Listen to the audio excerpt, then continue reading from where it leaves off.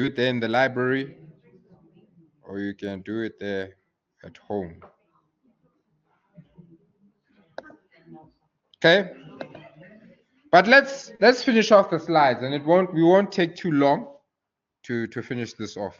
Okay, so we finished off our last session by talking about retaining talent. Okay, the next thing that they are looking at within the human resource management is they're then looking at motivation. Okay, we're meant to motivate employees, keep them motivated and stuff like that, keep them driven. And this helps with obviously optimizing our human capital. Okay. Now, when it comes to motivation, there's two approaches. There's the content approach, all right, which is what should we do or what needs to be done in order for people to be motivated. And then there's the process, all right, the process approach, which then speaks to how. Okay, so under the what, or sorry, under the what, or you can say the content approaches, you've got four of them. You've got the Maslow's, Aldorf's, and Herzberg, and McClelland. Okay, yeah, guys, yeah, we're all learning. All right. In a nutshell, though, okay, so you guys need to go and read up on those. Right, in the textbook, there's good detail as to what it's all about and so forth. But the key thing is here they've given us a comparison, all right, between the Maslow and the other one there. Okay. And in a nutshell, first it starts with your needs. Okay. What do I need? I need shelter, I need clothing, basics. Does that make sense? Actual needs. Okay. Then it goes on to motivational factors. Okay, this is now about self-actualization, esteem needs, right? I need MSA to give me the parking that's specifically for me. You know, that has a sign, obvious, and that anyone else can park it. You know, it's just going to make me feel good.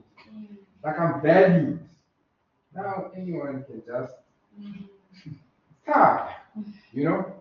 So those are the things like they need to begin to dissect and say, okay, what can we do to make someone feel like, yeah, they've arrived?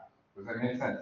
As a CEO or as top management, or even just as an employee, you know, free coffee, for instance, with the phone, that's something we have on certain campuses. It is something, you know, we know that not every canteen or kitchen has those things, and believe it or not, something as simple as that, you know, we're grateful for. At one of the companies I used to work for, they would always provide us with breakfast. So you now don't waste time at home trying to figure out, hey, what am I going to have before I get to work? Now you just say, I know this breakfast. So we'll have some muesli there, yogurt, fruit. Yeah, man. Right, let me not dwell on that too much. Okay, but that's the whole point. Okay, right. All right. So now, when it comes to process approaches, okay, you've got those three there. You've got the expectancy theory, you've got the equity theory and organizational justice, you've got the goal setting theory and feedback. Okay, then implementations of process-based approaches. So guys, go and read up on this stuff because obviously you know that test one, eh? It's a test, man. Not an assignment, it's a test. So the feedback, be ready for whatever feedback. How do you prepare for it? The effort you put in. Okay? So here now they're speaking to employee motivational strategies, job design. How do we design this in such a way that it's appealing to people? All right? Employee involvement programs, right? You know, this thing of going out to charities and doing something on Mandela Day, that stuff, have you ever been involved in something of that nature? Sometimes at church we do it. It's very uplifting. Why don't we do it in the workplace as well? Right? It makes you feel like outside of bottom line, outside of servicing clients, we also do things for the community. All right, so things of that nature. Then I'm going to skip and also go to entrepreneurial incentives. What is this? Anybody got an idea? We're not going to discuss all of them. What is this? We know what entrepreneurship is, right? What is intra?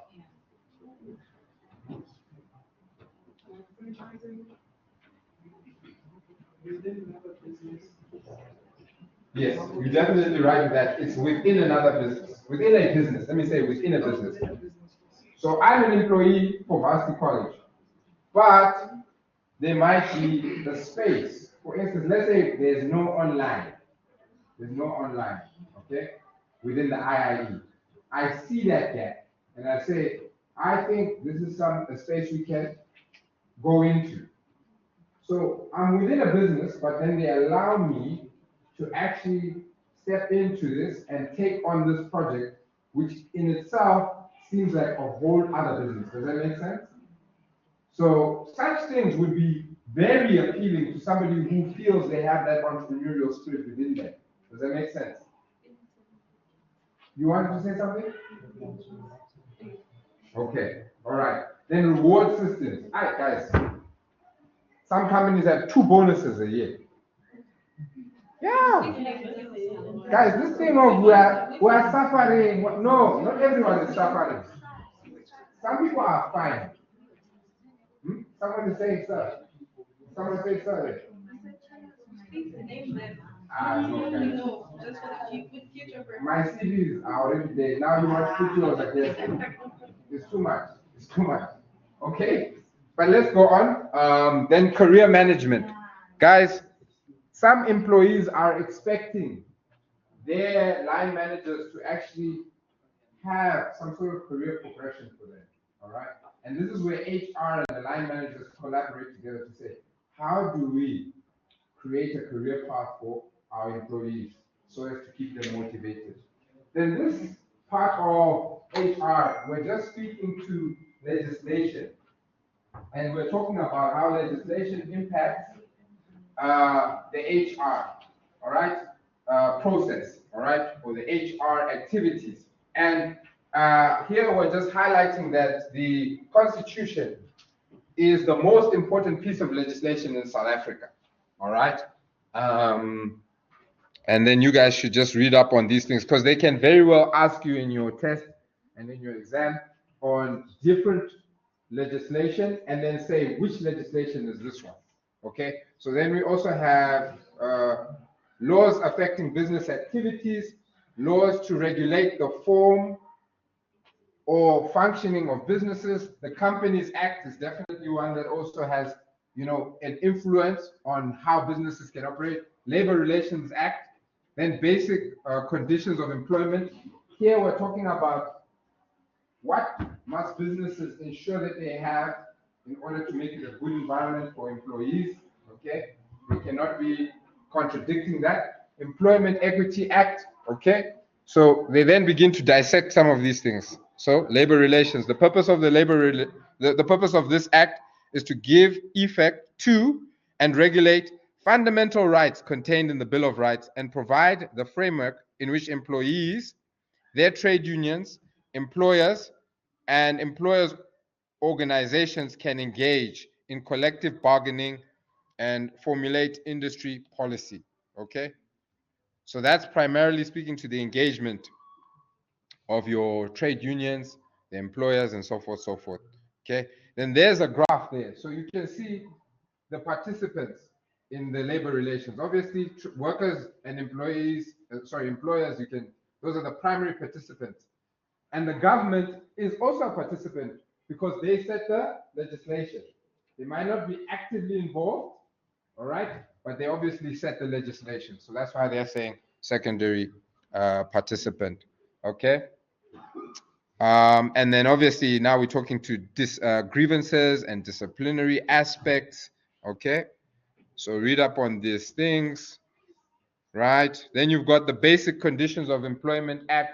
Again, there are certain conditions in which every company must adhere to, right? Exits. within the facility, all right? Fire hydrants within the facilities. All these things you will find within legislation, okay? Right. Yeah, the Employment Equity Act, okay? The main aim of this act is to do away with all forms of discrimination, okay? Right. The overall purpose is to achieve equity in the workplace, all right?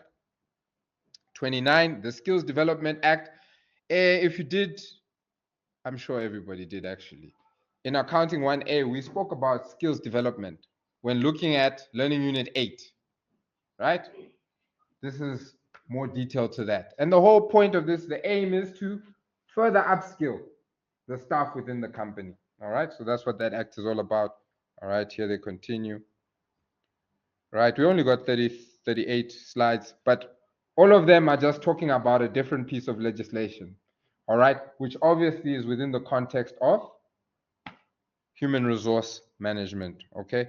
Then here, when it comes to the national qualifications framework, I'm sure we've all seen this, right? And it's just a grading system that we have to say, oh, your matric certificate, that's the NQF, your degree, that's the NQF, PhD, that's the NQF, all right? So we know, okay, at what level skills is this individual who possesses this? Does that make sense? Yes. All right, and then here, occupational health and safety, again, we need to meet the requirements of this, all right? And HR is responsible for ensuring that the business is doing so. Okay, the compensation for occupational injuries and diseases. If somebody gets hurt, if somehow something happens to me here whilst I'm lecturing you guys, then MSA needs to do something for me. They need to compensate me somehow. Okay, right. So that's all that is speaking to. We go on. All right, so UIF stems from here. All right, the Unemployment Insurance Act. Okay, and we know UIF is for if someone becomes unemployed, then for a certain period of time, UIF should kick in and obviously be giving them a little something financially so as to sustain them. Okay, then Employment Services Act. Sorry, let me try and just put this on silent. Okay, it wasn't this one. Oh, sorry.